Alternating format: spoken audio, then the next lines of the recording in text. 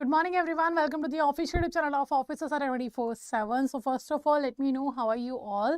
And those candidates who have joined this session, I want all of you to share this particular session on the Telegram channel, WhatsApp group, or Facebook, wherever you know bankers are available who are going to give their JIB October paper. So this session is properly for principles and practices of banking. As you know, Monday to Friday, we are meeting at 7 a.m. for PPB subject of yours, in which every day we are discussing a particular topic on which a certain number of questions will be discussed with the explanation. So this is the session in which we are going to talk about the module A of your PPB and the chapter number 12, that's a payment and collection of check. If I talk about PPB, Principles and Practices of Banking, this particular subject covers 55 units. Out of 55 units, the 21 units are in the first module, that is a module A of your PPB. Clear? That talks about the general banking operation, and all these are the general operations that bank perform in a banks. Okay, banker performs in a bank. So all these we have to going to cover in the module A. So till now 11 chapters we have covered. Now this is the 12th chapter, payment and collection of check and other negotiable instrument.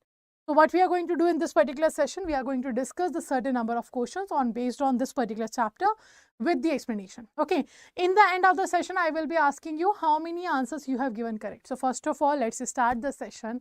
And I'm your mentor Amanjot Kaur for Indian economy, Indian financial system, as well as for principles and practices of banking. So let's start. Before going towards the questions, let's understand what this topic talks about. The payment and collection of checks and the other negotiable instrument. So check is also a negotiable instrument. What is check? Check is also a negotiable instrument. So this is your chapter number 12. Okay. And what is check? Check is also your negotiable instrument. So when I talk about negotiable instrument, what are negotiable instruments? Negotiable instruments are those instruments which can be easily transferred for the purpose of payment. So negotiable instruments are the documents in writing which gives the guarantee to one particular party that your money will be given by the another party on a certain date, either on demand or at the maturity date or whatever the specified date is. On that particular day, you will get your money back, or you will get your money that you have provided service for. This guarantee will be given by the negotiable instrument. So negotiable instrument is simply a transferable instrument which gives guarantee to the party that their money will be transferred by the person who have taken the certain service or taken a certain money from you on a specified date or on a demand. Okay. Now, if I talk about negotiable instrument, Act came in the year 1881. Negotiable Instrument Act 1881 it is. It talks about a lot of things. It talks about all the negotiable instrument as well as it talks about the holidays of a bank. If I talk about Negotiable Instrument Act 1881, Section 13 of Negotiable Instrument Act talks about the negotiable instruments, in which it has said that there are three negotiable instruments: promissory note, bill of exchange, and check. The promissory note is defined under Section 4, bill of exchange is defined under Section 5, and check is defined under Section 6. These are the these promissory note, bill of exchange, and checks are the negotiable instrument which you use to make a payment to a certain person. Okay, so you are simply promising the another person that that money will be transferred to that particular person, or payment will be done to the particular person on a certain date. But if you want before the date, let's say for example, I have issued a promissory note on your name and I have specified the date that I am going to pay you the money on 30th of August. But you want money on 25th of August, what you can do? You can take that promissory note to the bank and get the discount from the bank. It means on demand and on the maturity period, you will be able to get your money. That's what the negotiable instrument for. Clear? Apart from that, it talks about the check in detail, like what conditions of the check is there, what is CTS, when the bank will be liable, when bank will not be liable, in whose mistake the payment will be done or not, etc. Everything related to the check and promissory note, bill of exchange, everything will be covered here. So this is what the negotiable instrument is. Okay. Now check have three parties mainly: drawer, drawee, and payee. Drawer means the person, the maker of a check, the issuer of a check. Drawee means always a bank. What drawee means? Drawee means a bank. And the payee means the receiver of the check. These are the three parties in a check. So let's just start with the first question, that discussion we have done about the topic. So first question is talking about Section 131 of Negotiable Instrument Act extends the protection to the dash. So it extends the protection to whom? It extends the protection to collecting bank, to paying bank, to drawing bank, or to a negotiating bank. So as I have talked about, it talks about a lot of conditions about the check, like who is liable, who is not. All these conditions will be there in the Negotiable Instrument Act. So this is what we're talking about. Section 131 gives the protection to which of the following bank? Collecting bank, paying bank, drawing bank, or a negotiating bank? The right answer will be your collecting bank. It gives the protection against a certain situation to the collecting bank under the Negotiable Instrument Act 1881, Section 131. Okay, so right answer is what? Collecting bank will get the protection against the case. Now, second question is talking about here, where a customer, section 131 gives the, we have talked that section 131 gives you the protection to whom? To your collecting banker. But in what condition it is providing the collecting banker your protection? So this is the question that is related to the first question. That question is asking section 131 of Negotiable Instrument Act gives protection for collection of a dash. It gives protection to collecting bank, that we have seen. It gives protection to the collecting bank, but it gives protection for collection of which of the following instrument? That's the question is asking. And the first option you have bill of exchange, promissory note, negotiable instrument, and check. So it provides the protection for which of the following document? So do remember, it gives protection to whom? Collecting banker. In which case? In case of your check. So section 131 talks about the protection given to the collecting bank for the collection of check. Okay, both the questions are linked to each other, so do remember them. Now, let's move forward to the second question that is talking about here. Where a customer by a letter has advised the bank directing the banker not to honor pay a particular check, such letter is called dash. Letter of credit, stop payment letter, mandate, or garnished letter. Which of the following is correct? A, B, C, or D? So in which condition, when a customer by a letter has advised the bank and directing the bank that not to honor or pay a particular check, such letter is called letter of credit, stop payment letter, or your garnish order or mandate? So right answer is stop payment letter. Okay, so right answer will be stop payment letter. Next, third question. The bill of exchange and check is defined under dash section of Negotiable Instrument Act 1881 respectively. So which of the following is the section of bill of exchange and check under the Negotiable Instrument Act 1881? I have told you that there are three negotiable instruments defined under section 13 of Negotiable Instrument Act: promissory note, bill of exchange, and check. Out of that, we are asking bill of exchange and check is defined under which section? Section 5 and section 6. So right answer will be your C option. So section 5 defines the bill of exchange and section 6 defines the check. Right answer will be your C option. Now, the next question is talking about promissory note is defined under dash section of Negotiable Instrument Act. So, which particular section talks about the promissory note? Section 5 talks about bill of exchange. Section 6 talks about check. And section 4 talks about the promissory note. It talks about what? It talks about the promissory note. So check, you all know, check is simply a type of a bill of exchange which is drawn on the name of a specified person or otherwise on the demand, right? Now, promissory note and bill of exchange are kind of a similar document. They both are documents in writing. They both will have they both will be promising to pay a certain sum of money to a certain person. But there is a difference. Difference is that in the promissory note, two parties will be involved. In bill of exchange, two or more than two will be included.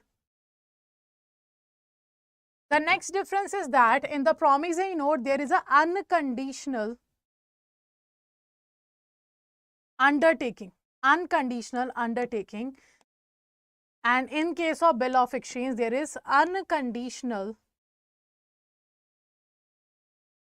Okay, it will be unconditional order. Now, what is the difference between these? So, promissory note is a negotiable instrument. It's a document in writing not containing an currency note. It gives or it promises to pay a certain sum of money, है ना, to a certain person or on the order of the bearer. But one thing is very important, that is unconditional undertaking.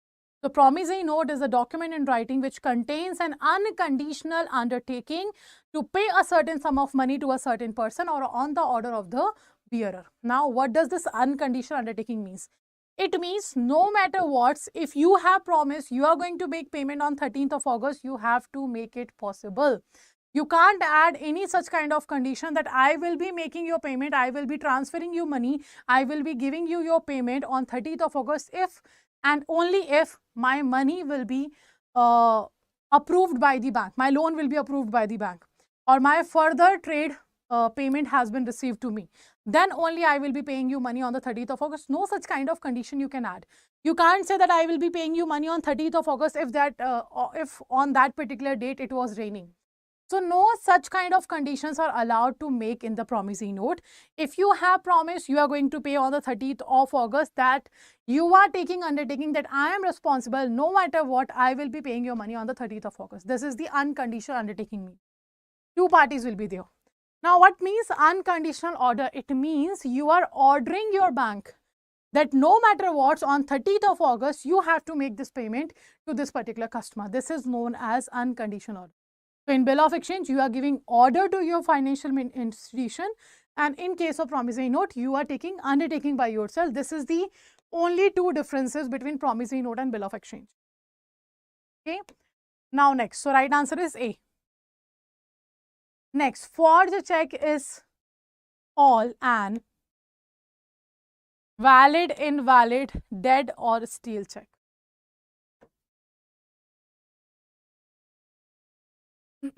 So, question is asking forged check is all an valid, and it can't be a dead check. It can be a stale check. A stale check means when the validity of a check is expired. When the validity of a check is expired, that check is known as your stale check. And the validity of a check is 3 months.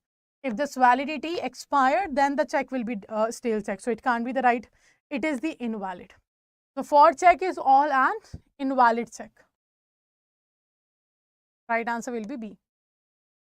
Next, payment in due course is defined in which section of Negotiable Instrument Act 1881? So, payment in due course is defined under which particular section? You have to answer. Section 4, 5, 10 or 31. Which particular section talks about the payment in due course? So, what actually the payment in due course means? When we talk about payment in due course, it defines like making the payment apparent within the apparent tenure of the instrument. Okay, in a good faith and without negligence of to any person in possession. So, thereof under circumstances which do not afford a reasonable ground for believing that it is not entitled to receive payment of amount therein mentioned. So, payment in due course means simply the payment in accordance with the apparent tenure. Like I have told you, check has a validity of 3 months. So, when you are making the payment of a document available on an apparent tenure, that is the payment in due course. Okay, that will be known as what? That will be known as your payment in due course.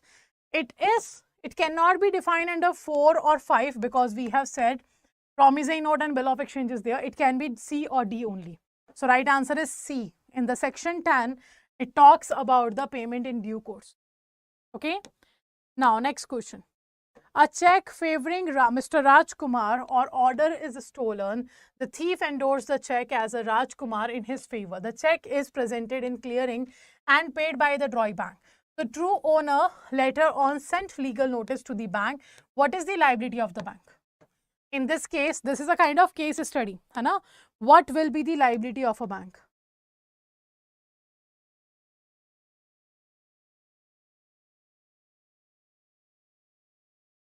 So, first is saying the paying bank will get protection under Negotiable Instrument Act. Second is saying a forgery does not give any rights to the paying bank, hence it's liable. As per Section 85 of NI Act, the paying bank is liable. As per Section 131 of Negotiable Instrument Act, paying bank is liable.